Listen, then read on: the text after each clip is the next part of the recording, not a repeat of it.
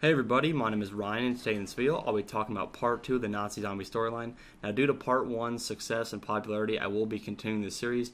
It will take me a little bit of time, guys, to make, but they will be a little bit of staggered uploads. But just keep that in mind, guys. I'm putting the most effort I can into each one of these videos and doing the most research and the most kind of digging into the storyline for you guys. So please don't hate on me for having, I'll upload maybe once every week or every 10 days because I am trying to make the best videos and best quality videos I can for you guys so you guys can understand the storyline the easiest. But if you guys could just take 2 seconds of your time and please support the video by clicking the like button, leave me a comment. And also, guys, if you guys are new to my channel, also click the subscribe button so you guys will never miss a video that I post. But anyway, guys, without further ado, I hope you guys enjoy this video. I hope you guys do leave some support on this video, and let's get right into this video. So as in part 1, I've already talked about the basics of the storyline, so you should already know some of the characters and what they have done and how they came into the storyline. But basically, guys, what I'm going to be talking now about is how the World at War maps, Nocturne, Toten, Verrückt, Shinonuma, and Derice came into play. Now, I'll first be talking about how Richtofen kind of started testing on the characters and how they came into play, and then I'll talk about the maps. So, the first thing first, guys, is Richtofen was testing 115 on live people to try to use 115 to turn live people into super soldiers. Now, he was testing on 3 people known as Takio, Nikolai, and an unknown Mexican. Now, Takio and Nikolai, of course, are the most known characters in the storyline. But the unknown Mexican, nothing is known about him because he does die off, and he is later replaced by Dempsey. Now, they're being tested at an unknown Siberian facility. Now, once again, guys, the Mexican does die off. He's accidentally killed by Richtofen, and he is replaced by Dempsey. Dempsey's actually caught when he's going from Nocturne Toten to Verrückt looking for Peter McCain, who is a spy in Group 935. Now, he's actually the guy who's hanging dead in Shinonuma. But I'll talk about this in a little bit. So basically, the first map, Nocturne Toten, was not supposed to have a storyline because it was just a bonus mode. But since it was kind of tied into the storyline later, it said that Dempsey was one of those 4 soldiers at Nocturne Toten. He crashed his plane looking for Peter McCain, but he went from Noct to Verrückt, or the Asylum, to kind of get him back. And Peter McCain was already 1 step ahead of them. He was already gone, and he's actually dead later in Shinonuma. When you guys actually spawn, you guys can see him hanging by a rope. So Dempsey was looking for him. He got caught, and he was then the third dummy in Richtofen's grand scheme of things to be tested with 115.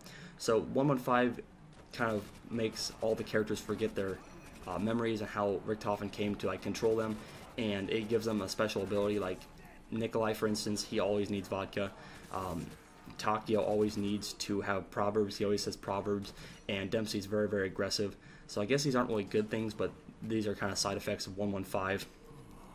Now, once they've done that and they leave the Siberian facility, Richtofen takes the 3 people plus himself to Shinonuma and looking for 115. Now, element 115 is in the meteor in Shinonuma. You guys can see this. It's right outside, I believe, the fishing hut, but it's a huge meteor, and whenever you shoot a ray gun at it, Dempsey will say, I wonder if that's what brought the freak bags here, and that is actually a source of 115, or the main element in this storyline. Now, he's also looking for the DG2 and the plans for that, and he does find it in the doctor's quarters, and he takes that with him.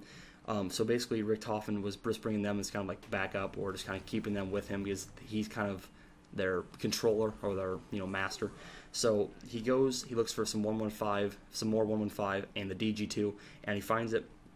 He then goes back to Derice, and Derice has now been long abandoned because World War II is over, and he actually overloads a teleporter with the DG2 on accident, and he actually creates like a time warp or time travel with the teleporter. Now he's unaware that Richtofen's unaware that he's done this, but he accidentally activates the teleporter in Derice and then teleports to Kino. Now Kino is where I'm going to be stopping this, guys. I'll be talking about Kino and the Black Ops maps in part 3, but I'm just kind of start in on Black Ops so you guys can kind of get a feel for what's happening. So I'm just going to recap this quick, guys, in case you guys have missed a part so you guys can kind of follow along once again. Richtofen was testing 115 on Takio, Nikolai, and an unknown Mexican at a Siberian facility to see what the effects of 115 would be on a human person. Now, the Mexican dies accidentally when Richtofen, does something and accidentally kills him, and the Mexican's replaced by Dempsey. Now, Dempsey's caught when he leads a team of soldiers from Nocturne Toten, which is the first map, to Verrückt, which is the Asylum. Now, they're actually looking for the OSS, or the spy, of Group 935, the OSS member who is spying on Group 935 named Peter McCain. Peter McCain's actually dead in Shinonuma. He's the one hanging up, and they got to him too late. He was basically 1 step ahead of the soldiers trying to rescue him. And once everyone dies except for Dempsey at Verrückt, he's caught by Richtofen.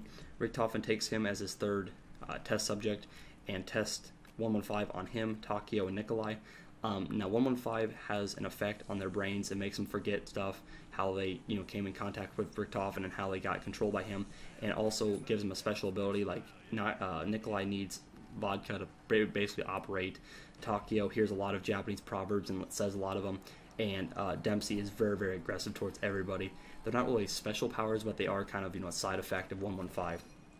So Richtofen takes those three test subjects from the Siberian facility to Shinonuma to look for 115, which is in the meteor, which you guys can see in the map. And he's also looking for the DG2 in the plans. He does find those, and then he goes back to Darice, which is now abandoned because the war is over and the Nazi Germany has lost. He accidentally zaps the teleporter with the DG2 and creates an overloaded circuit and basically creates a time travel device with the teleporter. He doesn't know he does this, but he does do it on accident. And he then time travels to Kino der Toten, the place where Maxis was going to unveil his teleport idea to the Nazi powers in the theater, and that's why there's a teleporter on the stage, because it was going to be like a grand entrance or like a grand reveal. But since Maxis was missing in action and no one knew where he was assumed to be dead, and by the time they could do a reveal or anything, the war was already over. So they just abandoned the whole idea. They left everything as it was, and they left the teleporter there. They just abandoned the place completely, and that's why they are teleported, because they teleported from the Darice teleporter, they time traveled to the Kino teleporter. So that's where I'm going to leave off, guys. In episode 3, or part 3, I'll be talking about all the Black Ops maps and how they're connected to the story as well. But anyway, guys, if you guys do enjoy this video or this series, please make sure to show your support on it by clicking the like button, leave me a comment. And also, guys, if you guys are new to my channel, also subscribe, so then you guys will never miss a video that I post, and you guys can stay up to date with everything that I do post. So thank you guys once again for watching. Thank you guys for all your support on part 1. Part 1 has over 800 likes, and that's just an incredible amount of support on that video. So I am very, very grateful, guys, for all that support, and I will continue this series because you guys really do want to see it. So thank you guys once again. My name is Ryan, but until next time, guys, I'm out. Peace.